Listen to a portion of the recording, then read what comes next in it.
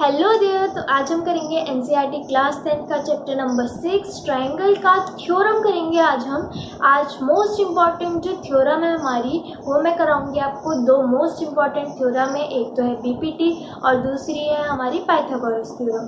जो बीपीटी है उसे हम थिल्स थ्योरम भी कहते हैं। बीपीटी की फुल फॉर्म होती है बेसिक प्रोपोर्शनैलिटी थ्योरम। ठीक है, तो सबसे पहले हम बात करेंगे बीपीटी की। तो मैंने यहाँ पे क्वेश्चन लिख दिया है।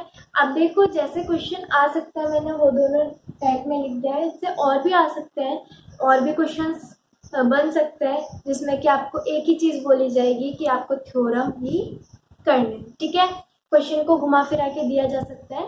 तो मैंने अभी के लिए यही लिख दिया है केवल। ठीक है, तो सबसे पहले हम बात करेंगे इस थ्योरम की, क्या है, बीपीटी या थिल्स थ्योरम। ठीक है, तो सबसे पहले हम उसका स्टेटमेंट लिखेंगे। देखो कैसे करना है इसे, मैं आपको उसका ट्रिक बता रही हूँ।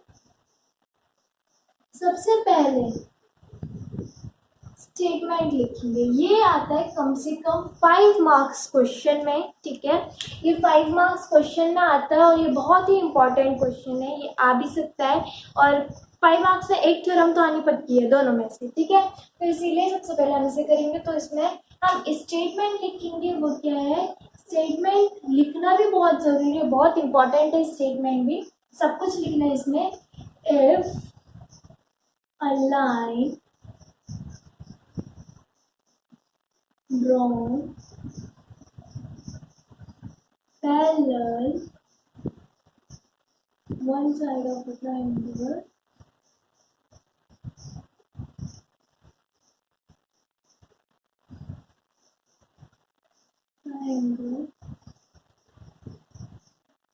intersect the other two sides in a distinct point, then the other two sides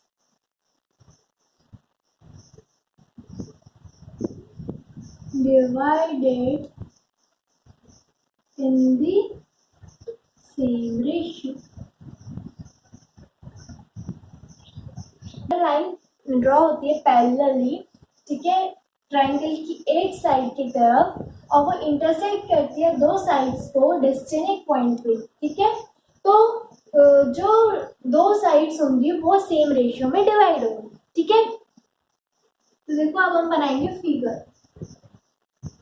इस स्टेटमेंट को लेते हुए क्या बोला, एक ट्रायंगल है। ठीक है, अगर एक लाइन पैरेलल होती है one side of a triangle और इसकी तरह से एक लाइन ड्रॉ कर दी मैंने पैरेलल। ठीक है, ये ए बी सी डी,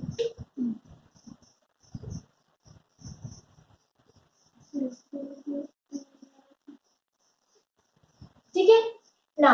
अब क्या बोला है कि वो डिवाइड होगा सेम रेशियो में, जो कि हो चुका है नाउ। अब हमें क्या करना है, सबसे पहले हमें गिवन लिखना है। गिवन क्या है हमारे पास, सबसे पहले हम वो देखेंगे।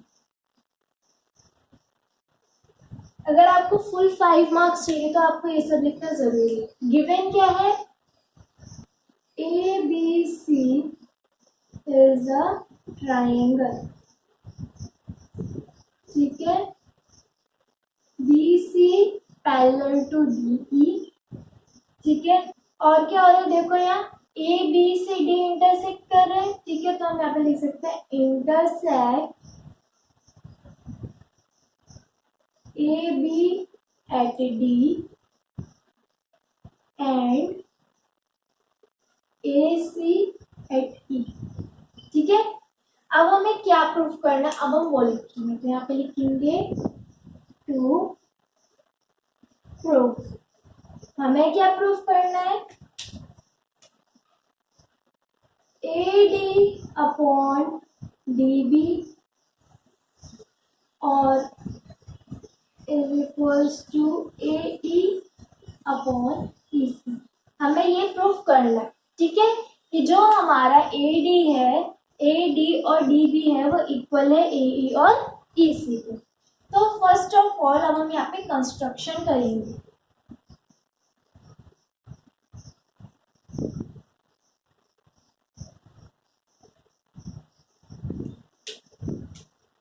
यहाँ पे करेंगे जॉइन बी ई, ज्वाइन करेंगे हम बी ई और डी सी को।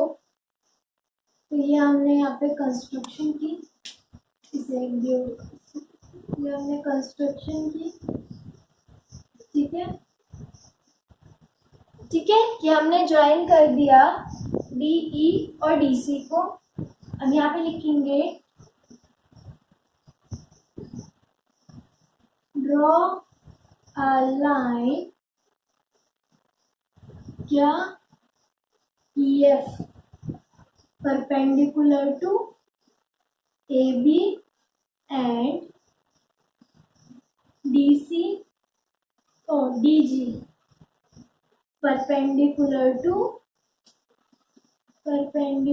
टू इस, ठीक है। अब हम ये करेंगे, एक लाइन ड्रॉ करेंगे। अब हम यहाँ ये लाइन क्या है हमारी जी, और यहाँ से हम एक लाइन खींचेंगे वो भी, ठीक है ना। अब हमें क्या करना है, हम इसमें प्रूफ करेंगे, ठीक है। अब हम प्रूफ करना स्टार्ट कर देंगे कि हमें ये लेके आना है। तो सबसे पहले हम क्या करेंगे, यहाँ पे देखो सिंस, जैसे कि हमें पता है वी नो दैट कि जो हमारा ट्राइंगल का एरिया होता है वो क्या होता है, area of triangle is equals to half into base into height. यही होता है ट्राइंगल का formula, area of triangle half into base into height, ठीक है ना। अब हम इसको आगे सॉल्व करेंगे। अगर आपको इसका स्क्रीनशॉट लेना है तो ले लीजिए।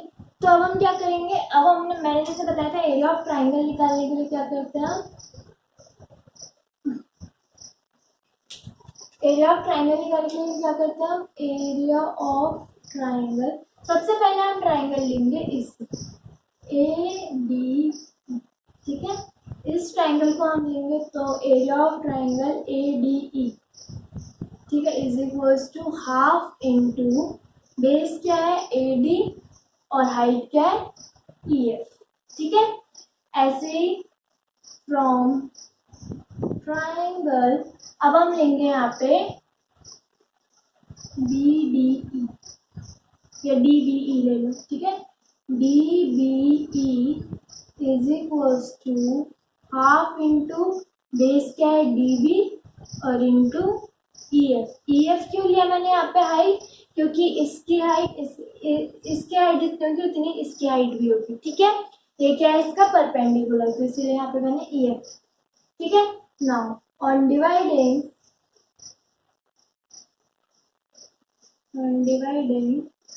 area of triangle ADE upon area of triangle DBE is equals to half into AD into EF, ठीक है, upon half into DB into EF।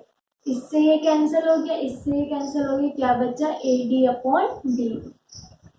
ये फर्स्ट आ गया ना। अगेन फ्रॉम ट्राइंगल अब हम ट्राइंगल लेंगे ए ई डी, ठीक है। अब हम इसे लेंगे तो ये हो जाएगा triangle A E D is equals to half into A E into ये हो जाएगा डी जी, इसकी हाइट यही, ठीक है। फ्रॉम ट्राइंगल अब लेंगे हम ई सी डी, ठीक है। अब हम लेंगे इस ट्राइंगल को, ठीक है। तो E C D is equals to half into E C into D G. फिर से डी जी क्यों लिया, क्योंकि यहाँ पे ये परपेंडिकुलर है इसके और उनका हाइट भी सेम, ठीक है। तो ये डीजी ले लिया हाइट इसकी, तो ये हो जाएगा on dividing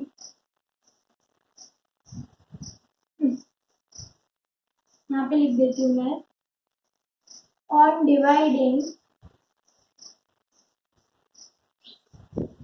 area of triangle AED upon area of triangle ECD is equals to half into AE into DG and upon में half into EC into DG। इससे ये कैंसिल, इससे ये कैंसिल, क्या बचा AE अपॉन EC, ठीक है ना। तो देखो मैंने यहाँ लिख दिया ऐसे, ठीक है।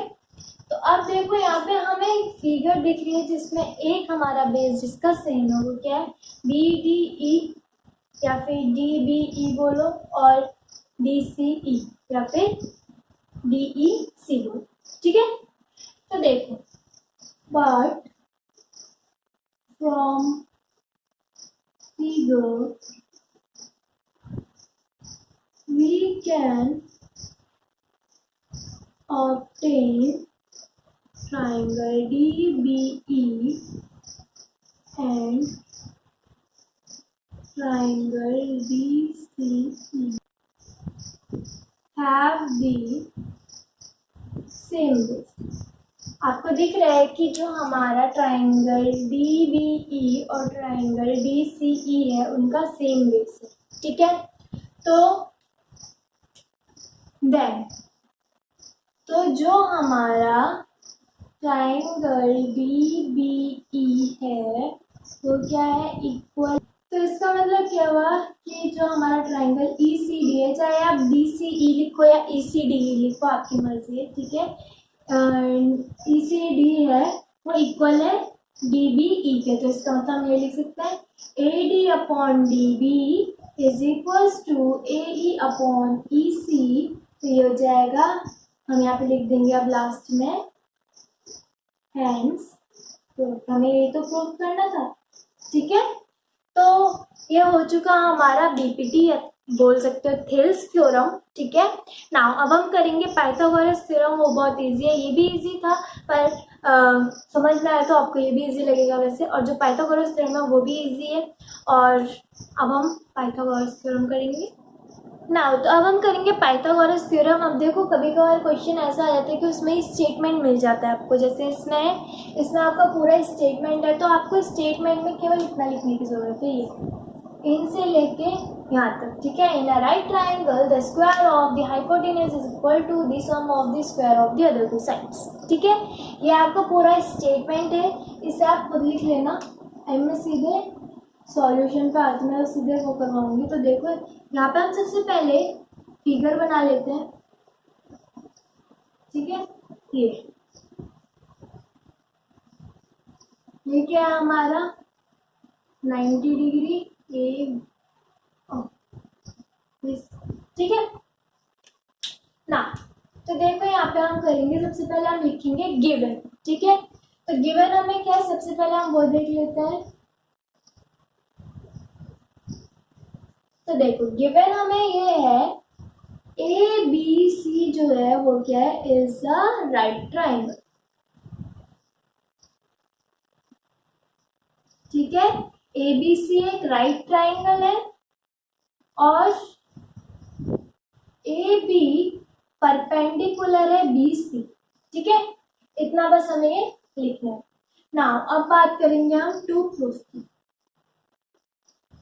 अब हमें क्या प्रूफ करना है, पाइथागोरस थ्योरम का फॉर्मूला क्या होता है, AC का square is equal to AB का स्क्वायर प्लस BC का स्क्वायर, ये होता है, ठीक है ना। अब हम लिखेंगे कंस्ट्रक्शन। कंस्ट्रक्शन में क्या लिखेंगे, कंस्ट्रक्शन में हम ड्रॉ करेंगे, draw a line BD perpendicular to AC। अब यहाँ पे हम एक लाइन ड्रॉ करते हैं BD जो कि परपेंडिकुलर होगी AC के, ठीक है। और ये जो ये है D वाला पॉइंट, ये भी 90 डिग्री ही है, ठीक है ना। अब हम क्या करेंगे, प्रूफ। तो देखो प्रूफ में क्या करेंगे हम, सबसे पहले हम लेंगे in triangle A D B, हम सबसे पहले इस ट्राइंगल को लेंगे ए डी बी को, ठीक है, and triangle A B C. अब हम पूरा ले लेंगे, एक बार डी यहाँ पे बीच में रखा है क्योंकि ये भी 90 डिग्री, और एक बार बी क्योंकि ये भी 90 डिग्री। जो भी एंगल, जहाँ पे जो भी एंगल वाला पोर्शन होता है उसे हम बीच में रखते हैं, जैसे ये, ठीक है। बी हमारा एंगल है बी पे, तो हमने उसको बीच में रखा। बाकी आप आगे पीछे कैसे भी कर लो, सी ए भी लिख सकते हो, सी बी ए, या फिर ए बी सी, ये लिख सकते हो, ठीक है। पर जो जहाँ पे हमारा एंगल है वो बीच में ही होना चाहिए ना।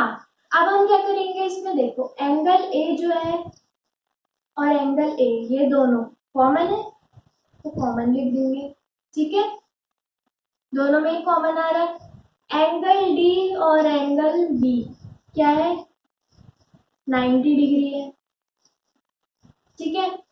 और जो हमारा ट्राइंगल ए डी बी है वो सिमिलर है ट्राइंगल ए बी सी के, ठीक है। किस रूल से, बाय ए सिमिलरिटी, ठीक है, ठीक है ना।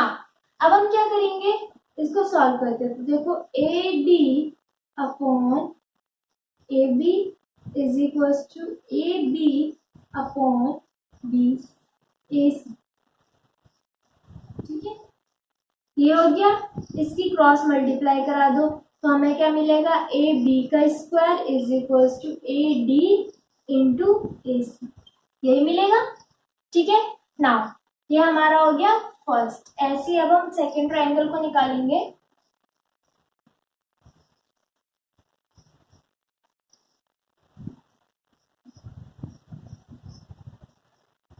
इसमें तो छोड़ दी इसे, ठीक है। सेकेंड ट्राइंगल को निकालने के लिए देखो हम सबसे पहले लिखेंगे अगेन